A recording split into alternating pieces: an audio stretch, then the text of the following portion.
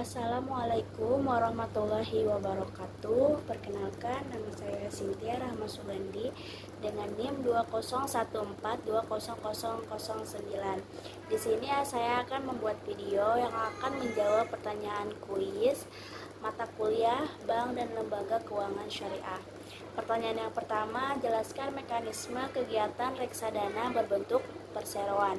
Dalam mekanisme kegiatan reksadana, investor pemodal mempercayakan dananya kepada perusahaan reksadana. Pengelolaan dilakukan oleh dua pihak, yaitu manajer investasi dan bank kustodian. Manajer investasi bertanggung jawab atas investasi yang meliputi yang pertama, pemilihan jenis investasi, yang kedua, pengambilan keputusan investasi, yang ketiga, memonitor pasar investasi, dan yang keempat, melakukan tindakan yang dibutuhkan untuk kepentingan investor. Nah, lalu bank kustodian itu bertindak sebagai penyimpan dana serta administrasi reksadana, termasuk di dalamnya menerima bunga, dividen, dan lain-lainnya. Nah, pastinya ada pemegang saham awal PT. Nah, pemegang saham awal PT itu kemudian seorang direksi PT melakukan pengajuan izin usaha dan pernyataan pendaftaran kepada Bapepam untuk mendapatkan pernyataan efektif dari Bapepam. Setelah itu, PT yang diwakili oleh direksi melakukan kontrak pengelolaan harta dengan manajer investasi dan kontrak penyimpanan harta PT dengan bank kustodian. Dengan dibuatnya kontrak tersebut, maka direksi hanya berfungsi sebagai pengawas saja. Setelah melakukan kontrak, PT akan melakukan penawaran umum kepada publik, dan investor yang membeli saham PT akan menjadi pemegang saham PT. Pemegang saham PT tersebut yang melakukan pembelian saham PT membayarkan dana pembelian melalui underwriter jika ada, atau langsung kepada bank kustodian.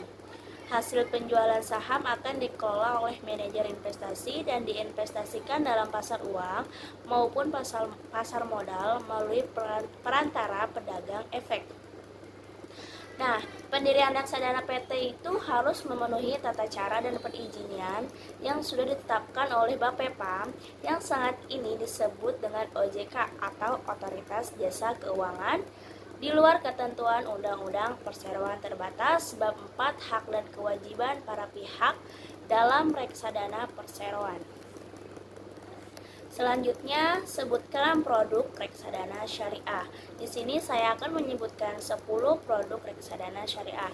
Yang pertama, ada MNC Dana Syariah. Yang kedua, Sukorinvest Syariah Money Market Fund. Yang ketiga, Shelendra Syariah Money Market Fund. Yang keempat, Mandiri Investa Dana Syariah. Yang kelima, Reksadana Syariah Kapital Syariah Money Market. Yang keenam, reksadana syariah Bahana Liquid Syariah kelas S. Yang ketujuh, Bahana Liquid Syariah kelas G. Yang kedelapan, Trimegah Syariah. Yang kesembilan, Majoris Pasar Uang Syariah Indonesia. Yang kesepuluh, Mandiri Pasar Uang Syariah. Lalu selanjutnya pertanyaan, apa sih perbedaan obligasi syariah atau biasa dikenal dengan suku dan obligasi konvensional? Yang pertama, suku atau obligasi syariah ini diterbitkan oleh pemerintah dan koperasi. Obligasi konvensional juga sama, pemerintah dan koperasi.